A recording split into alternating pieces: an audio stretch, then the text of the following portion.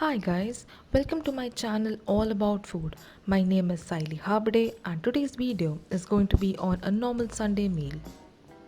The ingredients required for the marination of chicken are thick curd. The curd or the yogurt used is store-bought as it contains less amount of water content. I have added salt, some red chili powder. The red chili powder used is homemade so it doesn't have a red color as some cloves are also used into it, thus it has a orangish color. Then I've added some turmeric, half a lemon as the citrus makes the meat tender and juicier, and some vegetable oil. This is how the marination should look. It has a light orangish color and doesn't have any water content. The chicken weighs approximately around 1.3 kilos. After deskinning it and cutting it into desired portions, I marinate it and refrigerate it for an hour.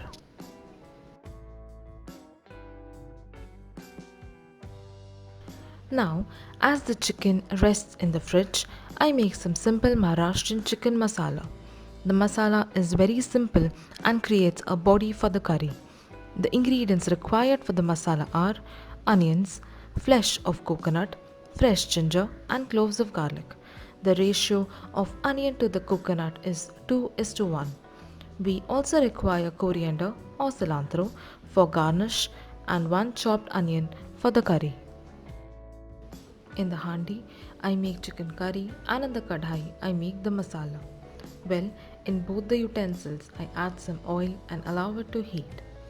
These things are done simultaneously is because the time required to make the masala is equivalent to the time required for the aromats and the onions for the chicken curry to cook on a slow flame. Cooking the onions on a slow flame brings out a caramel taste which enhances the taste of the curry.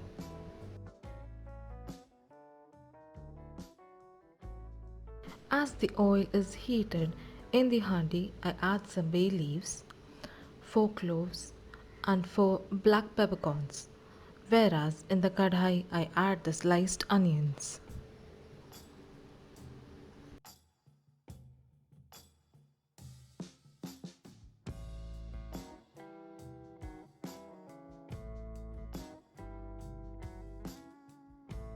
And when the spices start to pop, I add chopped onions to the handi.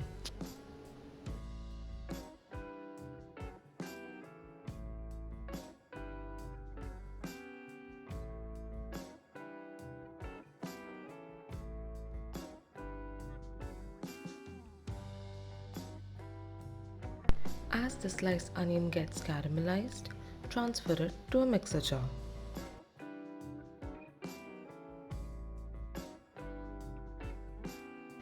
To the kadhai, add the ginger and garlic and cook it properly on a low flame.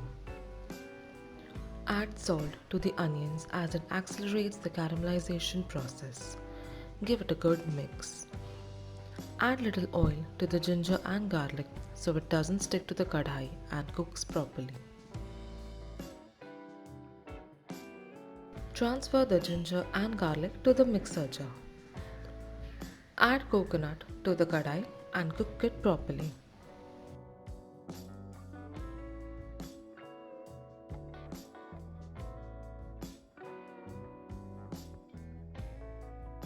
To the handi, add 1 tablespoon of kara tikhat, which is a Maharashtrian masala, half a tablespoon of chili powder, and 1/4 tablespoon of turmeric powder. Mix everything properly and cook the spices till it releases its oil.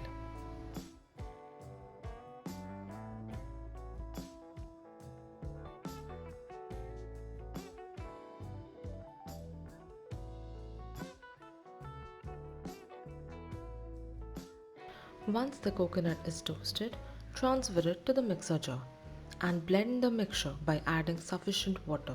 Make a good fine paste. Add the marinated chicken to the handi. Mix the chicken thoroughly and cook the chicken on high flame for a good 5 minutes. Also in a vessel, I took some water and kept it for boiling. To the chicken, add 5 tablespoons of the onion, ginger, garlic and coconut masala and reserve the rest. Mix thoroughly Everything on a high flame for a good 10 minutes. Keep mixing till the chicken coats the masalas properly.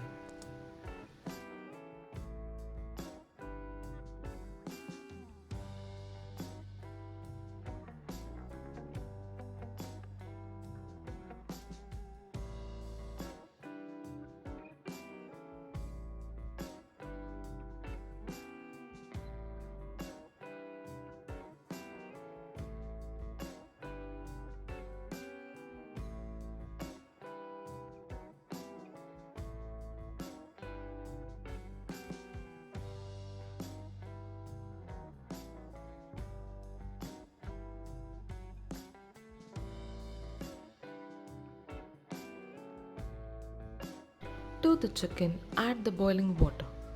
Boiling water maintains the cooking process of the chicken, whereas the normal water depletes the cooking process of the chicken.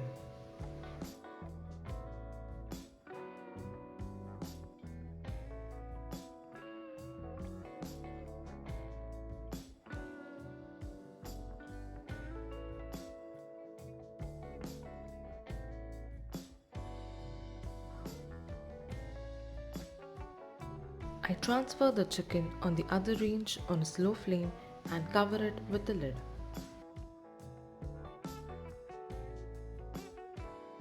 Now, coming to the methi or the fenugreek soup, I take a pressure cooker and fill it with a saucepan full of water. To the water, I add thoroughly washed fenugreek stems. I am making this soup because last night we had methi for dinner and had the stems reserved for the soup, as we always have a habit of drinking soup in our everyday meal, either in a thick form or in a thin form, depending on the dishes that we shall have along with the soup.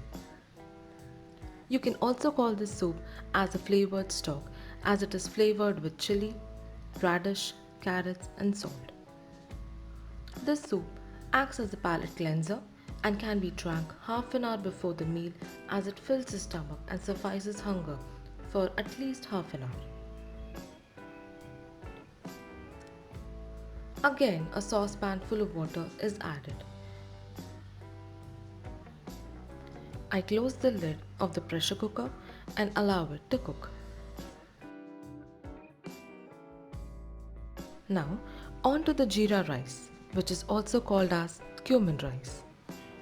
In a kadhai, I take clarified butter, which is also called as ghee. I add a couple of cloves and black peppercorns and a teaspoon of jeera seeds. And then I turn on the flame on low, else there are chances of jeera seeds to burn. Then I take a cup of rice and wash it thoroughly with water. And I keep sauteing the cumin in order to avoid burning them.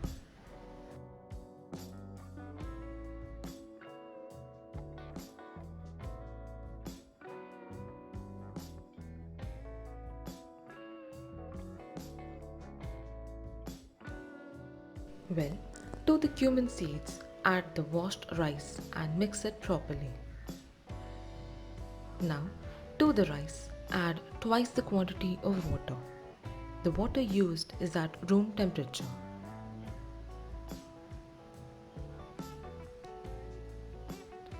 Generously add some roughly chopped coriander and season it with salt.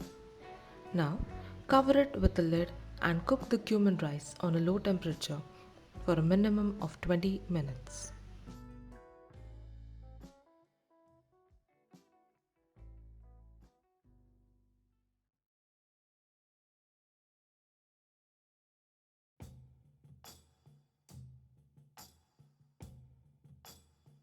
Again, exactly half an hour later, coming back to the chicken curry, as you can see, the consistency of the curry is very thin.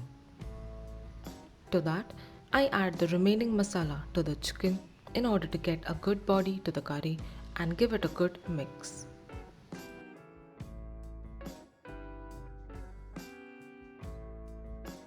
And I re-season the chicken curry with a tablespoon of garam masala.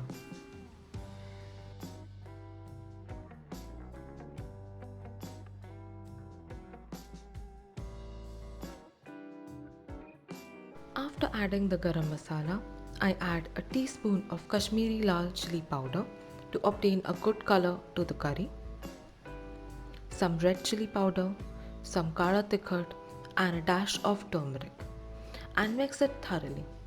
This time I am adjusting the flavors for the final time. Cover the handi with the lid and again cook the chicken for half an hour on a slow flame. Well, after 20 minutes, the jeera rice smells divine. After the pressure cooker cools down, I take the lid off and using a strainer, I strain the water from the pressure cooker and keep aside the carrots and radishes and cut them thinly. I discard the stems as the flavor of the stems get transferred in the water.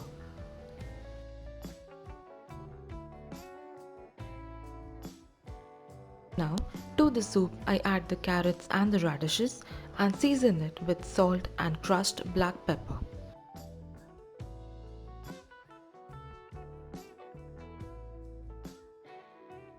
I give it a good stir and allow it to boil in order to get a spicy taste from the crushed peppercorns.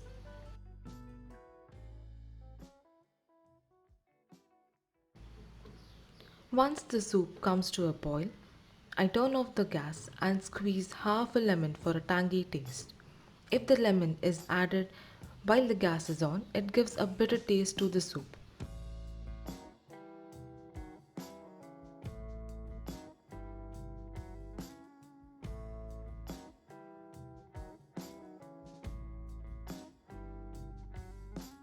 Now that the soup is ready, I keep it aside. After an hour, I turn off the gas and garnish the curry with loads of roughly chopped coriander. As you can see, the curry has obtained a good texture and also a good color. Now, heading to the rice bhakri, my mom adds 1 and 3/4 cups of water to the saucepan and wait for the water to boil. Bhakri is a staple food of Maharashtra and a great source of carbs and also a form of Indian bread.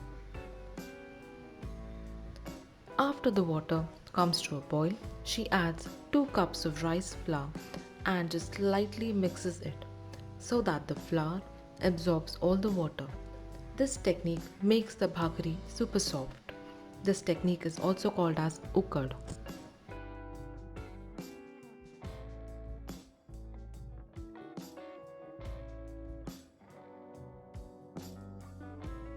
She then transfers the mixture onto a plate. Well, she scrapes every bit of it, Indian moms, and then waits for the mixture to cool down a little till it becomes convenient for her to make a dough with her hand.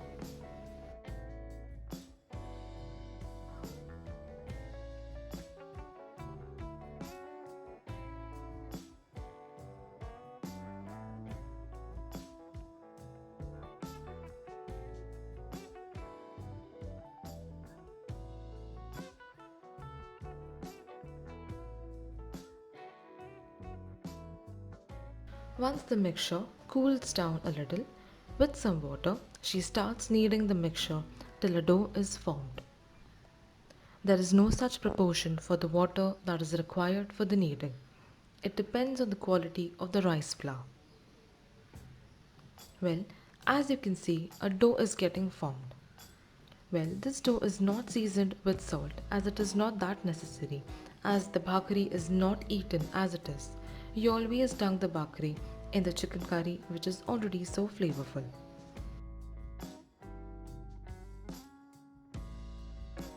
Once the dough is formed, my mom divides the dough in required sizes.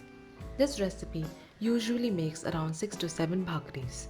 It actually depends on the size of the dough taken by the person to make the bhakri.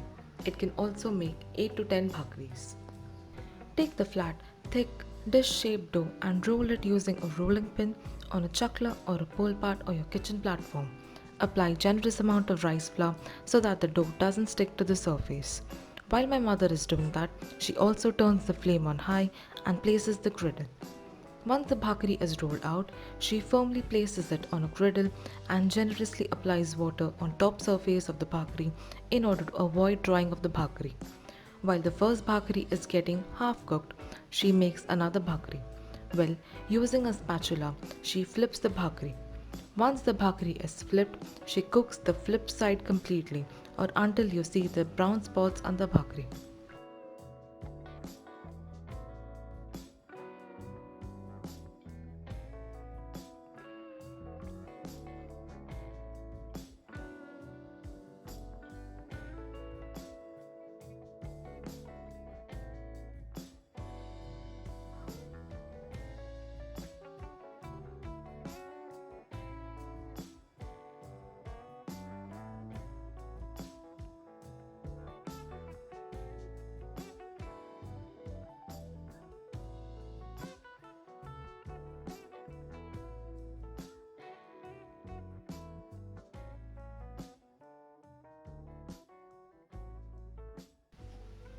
Once the spots appear, she again flips the bhakri and cooks it on a direct flame. She keeps moving it on a flame so that it gets cooked evenly from all sides. And as the bhakri puffs, it's ready to be served. I hope you enjoyed watching this video. Do share some love.